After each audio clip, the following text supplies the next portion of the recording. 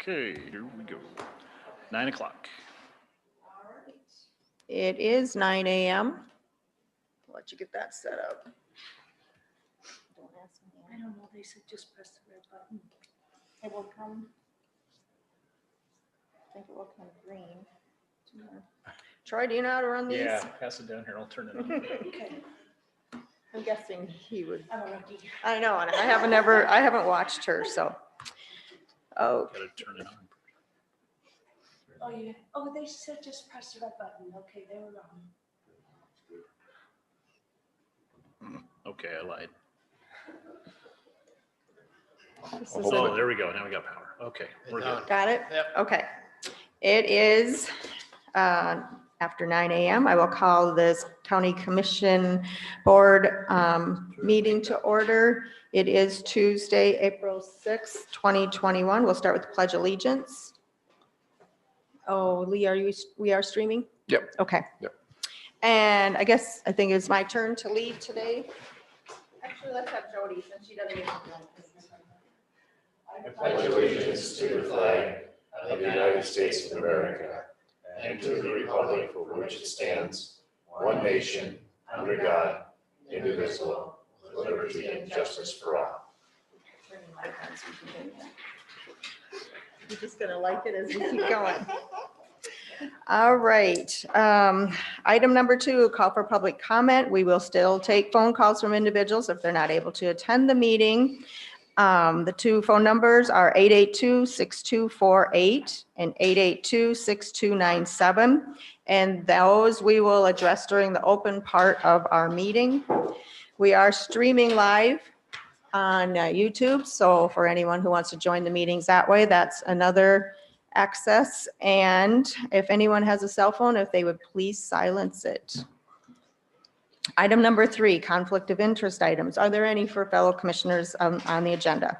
No. No. All right. Item number 4, action to approve the April 6, 2021 agenda. So move. Second. Motion by Van Duzen, second by Gable. All in favor, say aye. Aye. Opposed? That motion carries. Item number 5, action to approve the minutes of the March 23rd, 2021 meeting. So moved. Second. Motion by Johnson, second by Van Duzen. Any additions or corrections? Hearing none. All in favor, say aye. Aye. Opposed? That motion carries. All right, item number 6. We will do introduction of new employees. So Carol, if you'd want to come on up here with, That worked brilliantly. yeah, perfect timing. Timing was perfect. So if you'd want to turn on the mics there. You want to just push that button there? It'll turn your mic on. There you go. Thank you. And it won't bite you, so you can talk right into it. Right, all right. Yeah, fairly nice group of folks, so you should be all right. This is our new clerk in the treasurer's office. Her name is Cecilia Carlson. She's coming to us via Dakota Bank.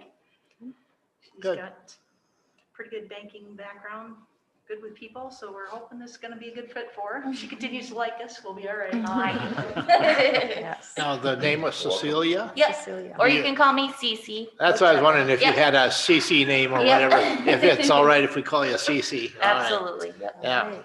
Well, welcome. We are glad Yeah, to meet welcome you. aboard. All right. Thank Very you. good. Thanks for bringing her in. Yeah, that It's was kind of pretty- nice to No see, third degree. meet the new faces. Meet the new mask. Yeah, Yeah. someday we'll be able to Yeah, see nice you without a mask. Yeah, mask maybe. on. All right, we'll move on to monthly Really be able reports to then. recognize you. Yeah. The first one is extension. We'll have Jody come up. Morning, Jody. Morning again, Jody. Jody. Turn it on.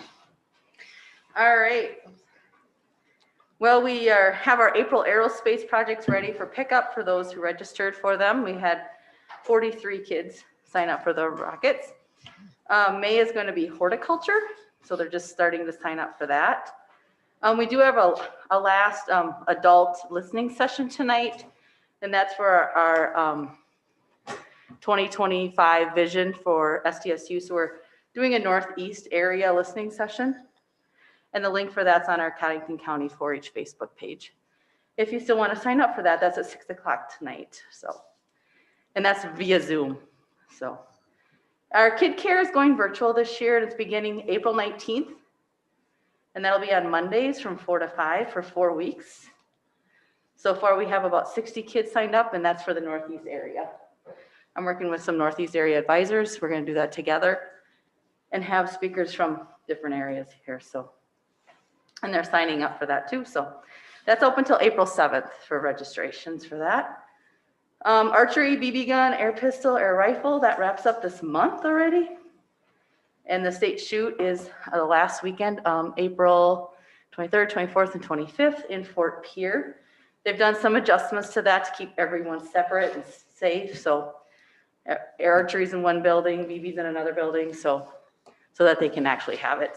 The kids will have to shoot with masks on, and they've been practicing with masks on this whole season. So, and then just a big thanks to our volunteers. We couldn't do it without them. So that's a good thing. So, and then our State Fair book is out for South Dakota, and it's going to be printed for all of our 4-H families. So it just came live April 1st on SDSU Extension website, and then we'll get it printed for our families for them to go through it and stuff. So, and that's what's happening. What time was that tonight? 6 o'clock. It's an hour, right? Yep. 6 to 7. Yeah. You have that website. I don't know if I can tonight or not, but. It just, it's on our Codington County Forest Facebook page, or I can send you the link to it Yeah, too. that- So it's a long number. I can't remember. Most of them are. Thank you. Yep. And, So and I apologize the other night when we had the, we had a promotion expansion committee yeah, regional one too. So and I have no idea where I was, but I wasn't on with you. Yeah, so that's I okay. apologize for that.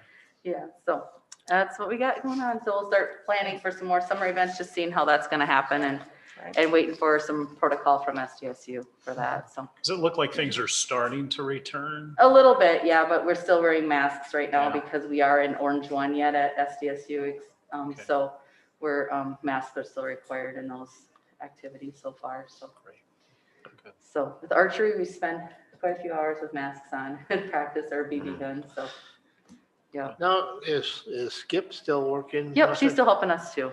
Yep. Those of you don't, Skip Many years. Eisenheimer has been really active for many, many, many years, and her husband passed away this past year, and I had really a good visit with her the other day, and she's still fired up about still teaching it. Oh, and so yeah, on, she's and- excited about it. She and, does a good job with the kids. So, and she's also excited about shooting her turkey. She was going to go turkey hunting now, and but she's quite the lady. Very, very involved in programs like Camp Chance as well. Mhm, for yeah. several years.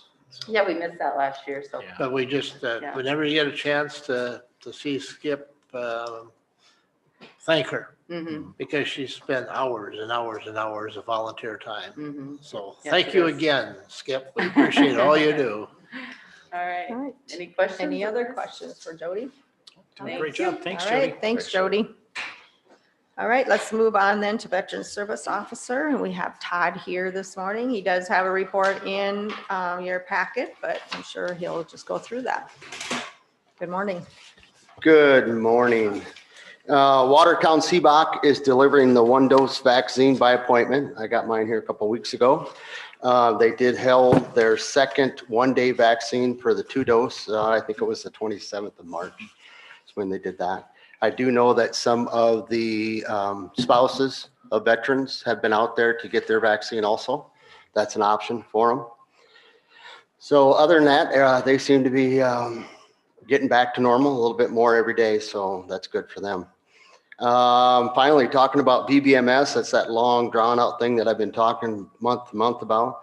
I finally got access to the system, but again, I just got access last Wednesday. And again, learning a new system, there's a lot of buttons and stuff like that, but it is pretty interesting, able to see, you know, when a veteran goes in for an exam, for a CMP exam, able to read what the doctor writes and stuff like that. So if we have to appeal or anything like that, we have that data. So that's a good thing. Good. 3 transports with the DAV vehicle in March. We currently, we just took one down yesterday, even though we weren't working. We had a driver come in and take a veteran down for an appointment. So that's our first one for April. Talking with the DAV vehicle, we did submit our entitlement check to the South Dakota Department of DAV for $12,119, which was reduced by $2,000 by the State Department of the DAV donating an additional $2,000. We also received a total of $4,300 in donations from the VVA 1054, the VFW, the American Legion, and the VVA 1121. So the final cost to the county was approximately $7,800 and $78.19. And Todd, as a commission, I want publicly to thank these organizations for contributing. It's really good that they stepped up and helped us out. We appreciate it very much. Yep, and when we get the vehicle, that's still one of my due outs. Once we get the van and we get it here, we'll set up a day and get the paper here and get those people in, get them recognized and stuff from that nature. Very good. Thank you for doing that. You bet. I did secure a new phone for my office and a new computer monitor for Peg in her office. Got a little bigger monitor for her, easier to read and stuff, so that's a good thing there. I kind of got envy of it. I looked at it, it's like, oh man, I might have to get one of them. And having an additional monitor is a huge help sometimes. And I did with that new system. I took her old monitor, so now I have two monitors on mine. So Yeah, it increases your. Which brings about a question maybe, Todd. Earlier on, you said once you I could use that. learned and we're starting to use this new software, if you might need some updated equipment, have you had a chance to analyze that or? I did get a little router that gives me 4 additional USB ports, and I got a new cable. But right now, everything seems to be running pretty good. As I get time, I'm going to look. I've had a couple hiccups with our copier. So, and I talked with Cindy here a while back on how they and her copier in there, if it would be better for us. And we're also having some issues with our scanners. They seem to lock up. I've had connecting point up there a couple of times. I don't know if it would behoove us to look at updating our copier to a fax, scanner, copier all in one instead of we both have 2 printers on our desk. We have a copier, we have 2 scanners. How many copies do you usually make? I don't think we make that many. That's why it's. Get it all in one unit, but No, you can a lot buy of times you don't need a fax. You can just scan an email and attachment a lot of times. So It's surprising how many faxes we still send though, really, because they say it's more secure than I suppose. email. But we do, majority of our burial claims or flat bronze or headstones all get faxed to DC still. But I'm going to kind of look into it. I'm in no rush. We're still functioning fine, but we don't make a lot of copies from that standpoint. I think That's with the products that are out there now, you could probably find one unit that'll do all that and for half the cost, so something to look into. I did meet with Senator Round's reps this last week. They called and stopped in. Mike Becker, Jennifer Heeb, she's out of Aberdeen, and Bob DeYoung is out of Brookings. They were just swinging through town, and we sat and chatted with them about a few different things with the VA. The valet is coming back to valet parking is coming back to the VA in Sioux Falls. That was kind of a big push there. Talked about a couple other things with some headstones and a lot of the stuff that they were aware of already. So, but yeah, it was good to meet with them. And Jennifer, she's the main contact for this area. And she said that she would be stopping in every now and then. So good from there. Things to come in the future there. I haven't reached out to the neighborhood counties yet to see if they would be interested or even what the process for our DAV vehicle, if we were looking at donating that or what we were from our last meeting that we talked about briefly about that. I haven't really done anything with that. So I'm still in the process. I just kind of started this one. I've been talking about it for a while, but more of a standard brief. So when I go out and brief some of the local organizations or a community group, I have a briefing for the Rotary. I was asked to come speak there. And I just wanted to be able to have something that kind of tells what our office does and not to go into too much depth. But I got a couple of samples from state on that. So I'll be working on putting that together. Plan the public relations thing for the new van. American Legion is making plans for Memorial Day coming up. I think they'll probably do it similar to what they did last year over the radio and whatnot, but we meet tonight with the commanders at the VFW, so we'll have more on that. Any questions? I do have a question, and I don't know if your responsibility, but one of the questions that I have gotten is in reference to the new National Veterans Cemetery in Sioux Falls, how that's coming. And what's the procedure as far as getting on the list? I know I hear on the news that there's quite a lengthy list already. And at the same time, I would like that some of our local veterans understand that we have a section in our local cemetery here, Mount Hope Cemetery, that has a veteran section in there, and what that process is. And of course, the question that I get is, if you're buried locally here in the Mount Hope Cemetery, is that a free burial? You know, that's the questions that I get. And like I said, I don't know if that's your responsibility, but that's an interest that people have. You know, they do have, Mount Hope does have the veteran cemetery up there. We do provide the headstones for the veteran as long as they qualify. From that standpoint, I don't think there's a setting fee or anything for the headstone up there. From that standpoint, I don't know exactly what the cost is for the veterans on the plot. But I bet you could find out. I bet I can find out. Yeah. I want, yeah. The Sioux Falls Cemetery, yes, there is I believe they have, I think it's over 300 looking to be interned down there. The groundbreaking, I believe, from what I've talked to state, is going to happen on Memorial Day. They're going to have that, even though that there'll be places, people interned prior to that. There is a form, you can go online or contact your local VSO, and it's a pre-need statement. Basically, you can fill out for yourself or the veteran or for the spouse and the veteran. Is that to contact the Minnehaha VSO? No, I would just tell them to contact their local VSO. We can get the paperwork for them and get that submitted to state from that standpoint.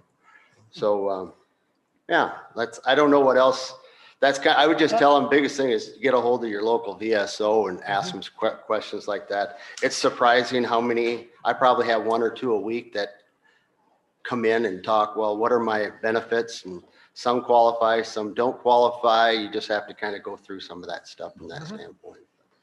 But one quick question. Do you get questions on education benefits like the GI Bill, and do you ever get those? We do get some of those, and there's a gentleman out in Pierre that we usually push them to. We get a hold of Shane out there. There's Shane and Eric.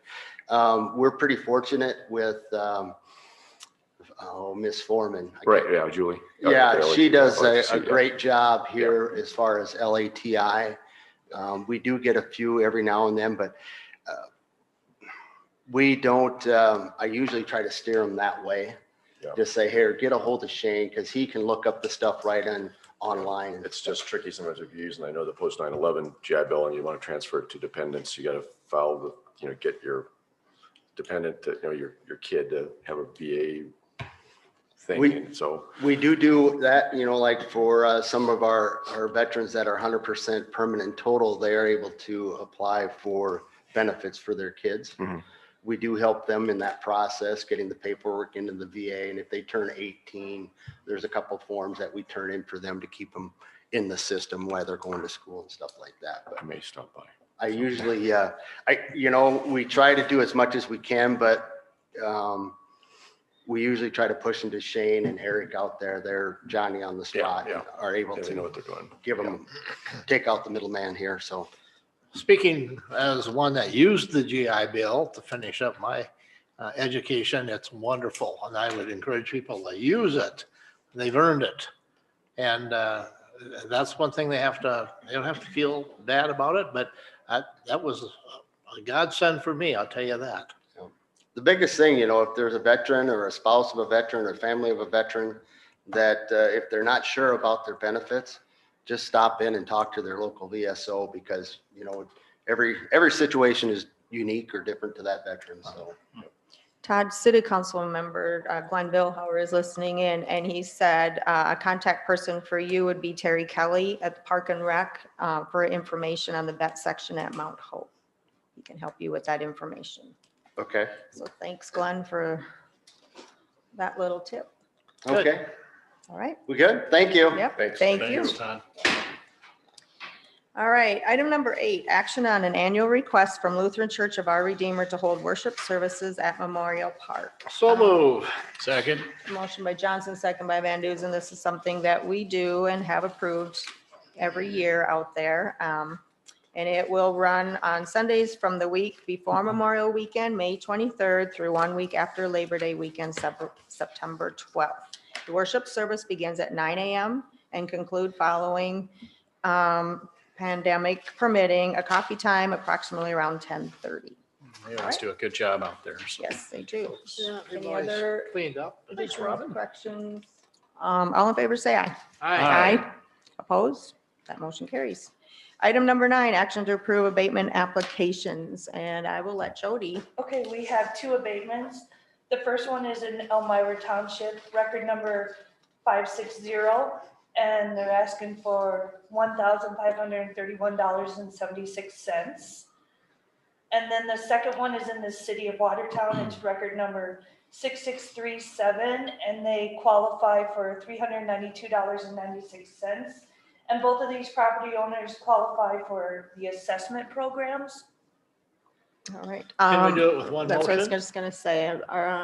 Let's just do them separately since we're not real sure. So we'll take the first one, record number 560.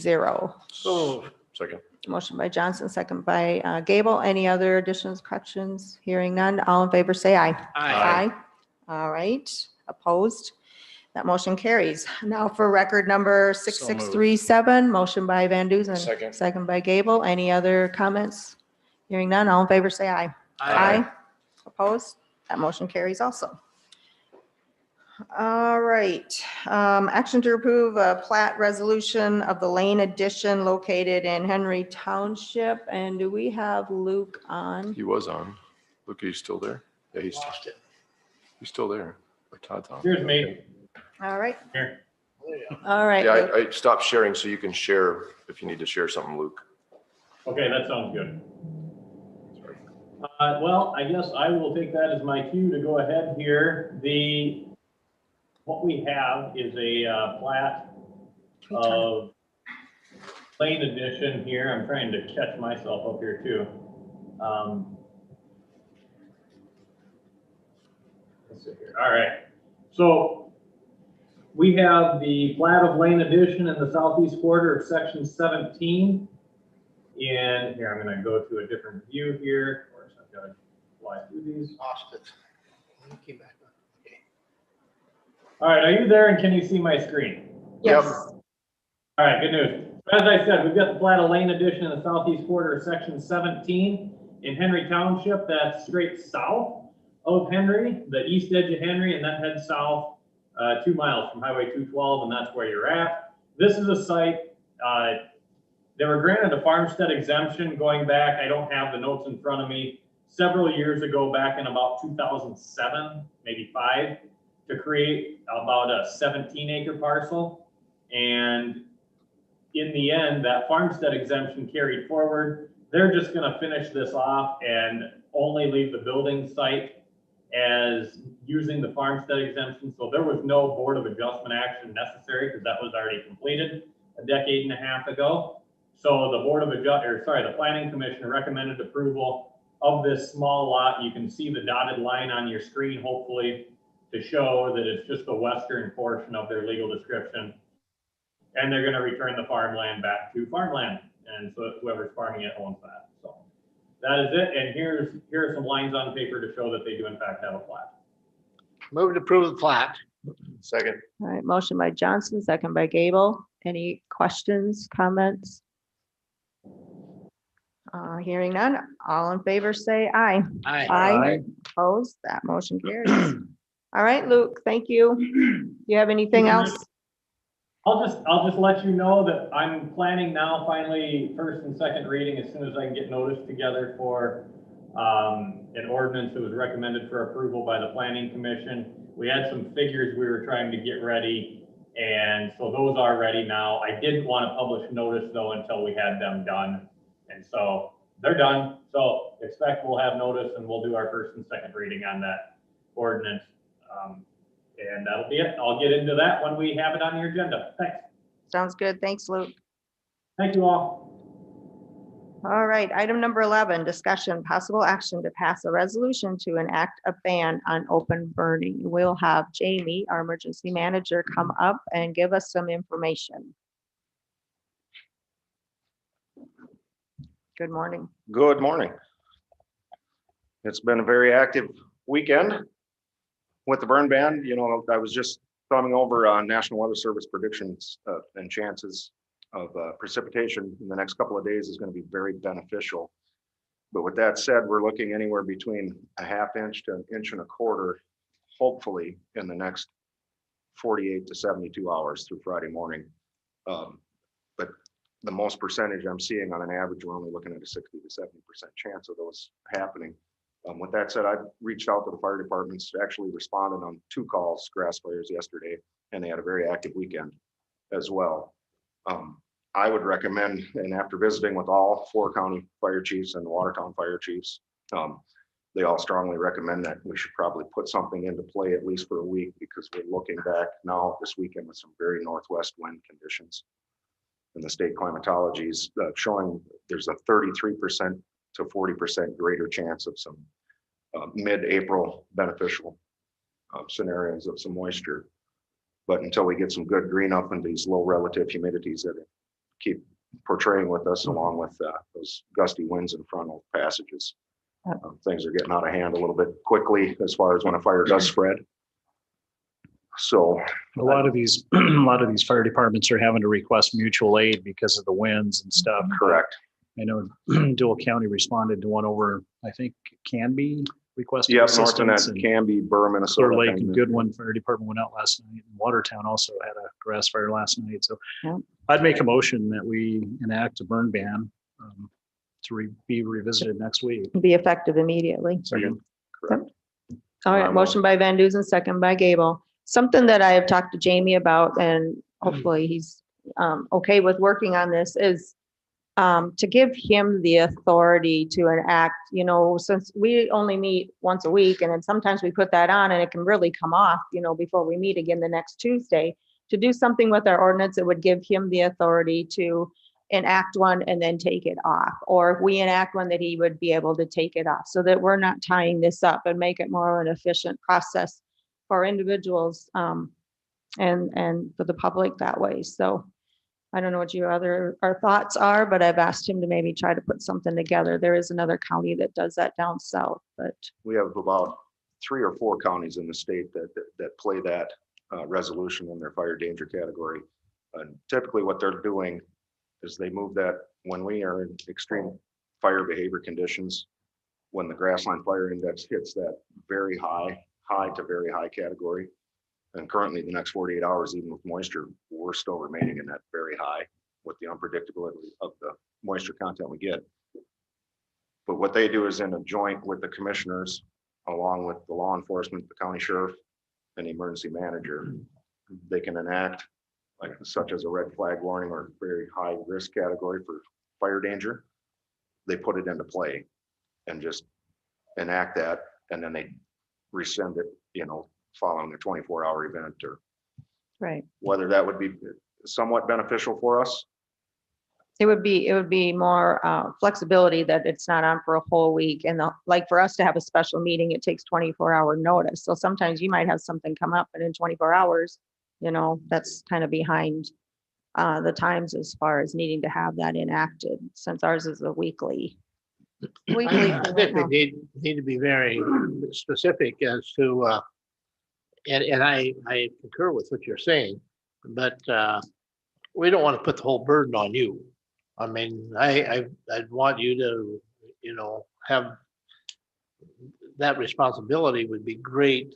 You make the final call, but I also make certain that we'd want to have the fire chief and the sheriff and those people involved in that decision, just so the whole burden isn't on you. Right. Well, he would use And I this. believe, looking at their wording and their resolutions on the folks that I've been investigating, the other counties I've been investigating, that's how the wording of the resolution upon approval of like the state's attorney and along with Brad and sheriff, we would all have to be in a joint thing, but I think that's how that is worded legally to enact it. I think the troublemaker of that would be a quick PSA if it was perhaps on a weekend. Yeah. And I think there's ways to go around that, looking at these other counties, is when we go out with our tax process and mail everybody their assessment, we would print up a brochure and advise them, and that just reads that ban and how it works. But looking at per se, like I'm looking at Yankton County, they use the social media outlet, but I don't know how he releases that PSA as far as radio, television, how that works. So those are still some things I'm investigating. So it would be to put the fire ban on, but to take it off, you could wait till the next commission meeting. You know, you understand what I'm saying? I do. There's not any emergency to take it off. Right. Sometimes there is though. I mean, if it a whole week, if we put it on Tuesday, maybe it doesn't have to stay on the whole week if we give timely rains. Well, there's very few circumstances that I can think of that requires, a 5-minute decision on whether or not to enact a burn ban. We meet on a weekly basis. This week, it just happened to be pushed out because we didn't have a meeting last week. Right. And so, I mean, the National Weather Service has been telling us for weeks now about a red flag warning. I mean, conditions are favorable. We've known that. This is something we could have taken action on a couple of weeks ago, probably. But, I don't know if taking that burden away from the county commissioners at the recommendation of emergency management is the right thing to do. I don't know if I can ever think of a time where it was that urgent of a situation where he had to make that immediate call Last week would have without been going through right. the county commissioners. I could be wrong. There are those times that do come up though, that we've had to wait till the next week and we really should have went on before that time, or it could have came off before that Tuesday. Because when we are doing this, whose information are we using and recommendations are we using to put this on? We're not making that call ourselves. We're going off the information that we are getting. Right. We always tend to go with whatever Jamie's recommendation is. I know. I We would like to keep that We don't like here. get in a situation where we're catering to Correct. some individuals.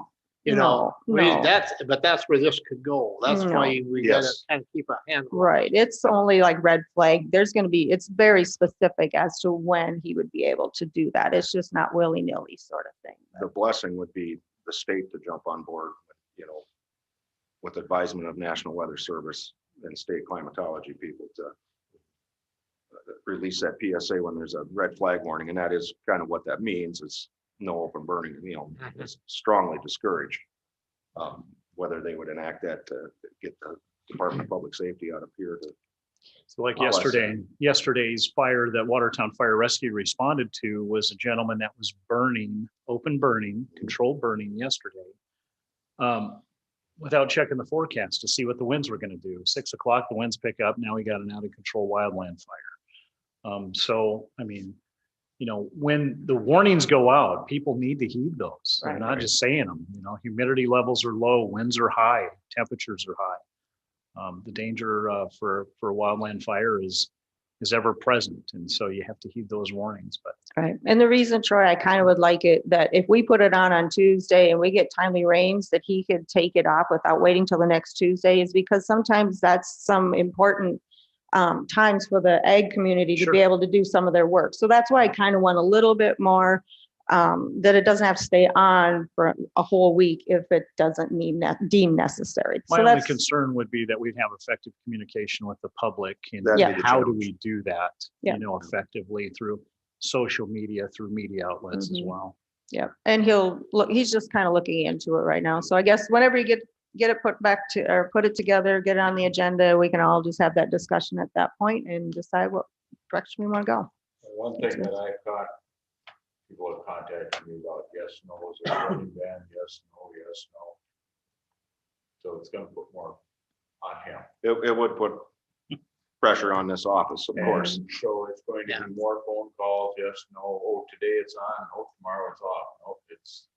Well, if we get some PSAs out, we can keep running those. We can also set, I mean, you can also, people are used to calling the sheriff's office or your. In the office, dispatch and center. The dispatch I think center, the key thing is. They're just gonna have to, look, we've had enough burning bans on and talked about it enough that a lot of people have a heightened awareness of it. Mhm. That they're going to get a hold of somebody, they're gonna call the fire department, they're gonna call the sheriff, they're just gonna follow natural precautions. And you know, Once Jamie, in a really, while, there's, you run across somebody that hasn't fully thought out the matter. and really, if you were to send out a press release, those get picked up pretty quick and the word gets out pretty quick with the Mhm. 3 media outlets here local. So Yeah. that shouldn't be a problem. My challenge reservation on that would be a weekend. Yeah. And I don't know how that works, you know, like some of the other channels of public. So I would agree with Commissioner Johnson that whatever we do, it has to be very specific. So you know exactly the criteria Yeah. to allow you to do that. And that's going to be the key thing. So, Yeah. Well, And that's- if, you know, upon revision, we, I think collectively look at it as a whole. Provided with our state's attorney as far as any legal wording, Mhm. but I think that challenge would be getting it out.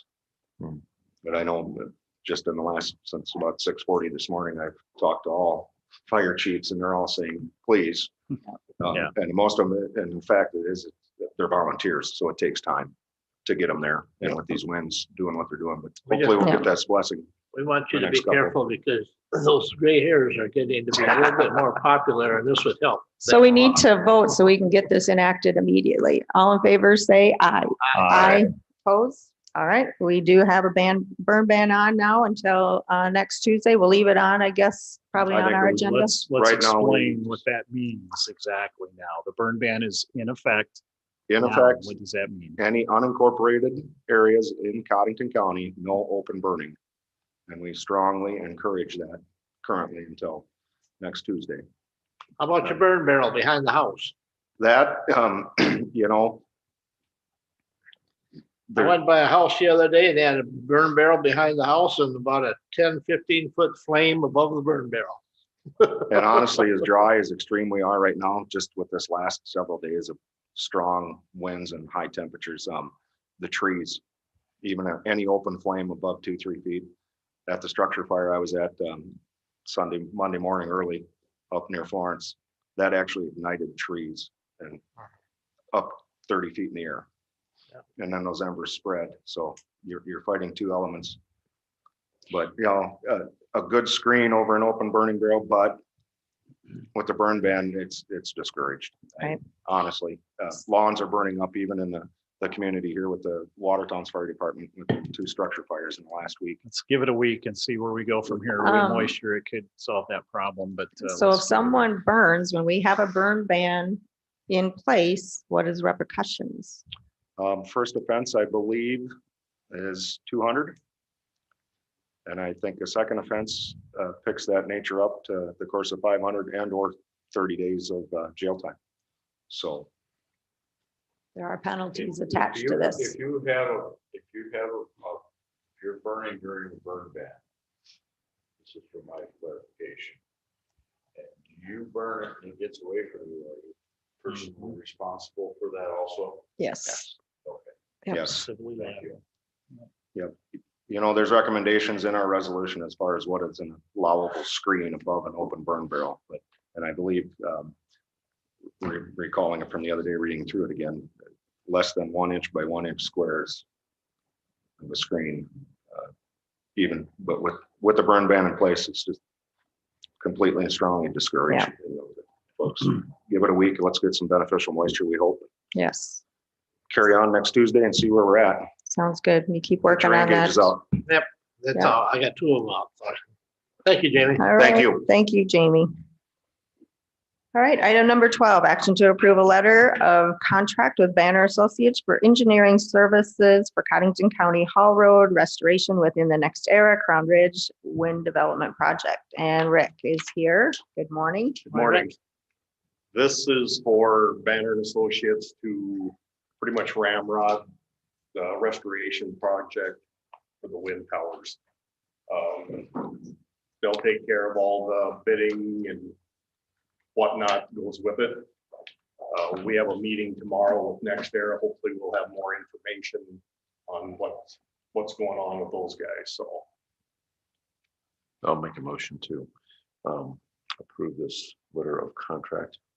All right, motion good by Gable. Do I have a second? Second. Second by Waterman. Any other discussion? It's just $227,000. Yes. And now we would bear the full brunt of that, or would we NextEra's. also include that in the next That will year's be in the NextEra's. responsibility? Yes. Yeah.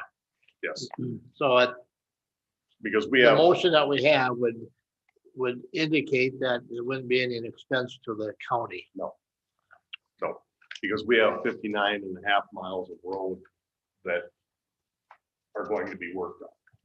Yeah. So, and they're gonna take care of all that to make sure it all gets done, put back at least as good as it was before they started.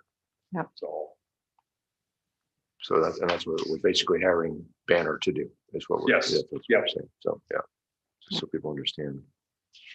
All right, Yeah, because this is about 2% of the total cost of the project, so what they're charging us. Okay. any other questions, comments? Hearing none, all in favor, say aye. Aye. Opposed, that motion carries. Thank All you. right, thanks, Rick. Item number 13, action, possible discussion on COVID-19 practices, procedures, policies. I don't believe we have any of those. Item number 14, action to approve claims for payment, salary claims. You do have that in your packet. Jody, did you want to add anything? Nope, just the normal salary claims that we pay each month. All right, Make a motion to approve. motion by Gable. Second. Second by Van Duzen. All in favor, say aye. Aye. Opposed, that motion carries. Item number 15, action to approve automatic budget supplements. Do we have any of those? No, Personnel changes nothing, and travel requests. nothing. Okay. Item number 18, public notices. Anyone have any possibilities of quorum of commissioners? We do have a meeting with the welfare office doing the, so they're leading it. It's follow on from the Behavioral Health and Justice Working Group that is going to take place at noon on Thursday. And it is basically we talked about the systems of care. So all the people involved in that. So more of a nuts and bolts coordination meeting, not really a public meeting, but if people are interested, I suppose it's going to be at the police department. I intend to be there. So either by Zoom or in person. Noon Thursday. Yep, Yeah. noon Thursday. I So plan my- on being there as Yeah, well. so there might be 2 or 3 of us. So. Yeah. Um, All right, there is a retirement gathering for our Police chief. police yeah. chief on Friday, so maybe there would be a quorum of us at that. I don't see anything else either that there could be a quorum unless someone else has anything. All right, then, item number 19, old business. Do we have any old business?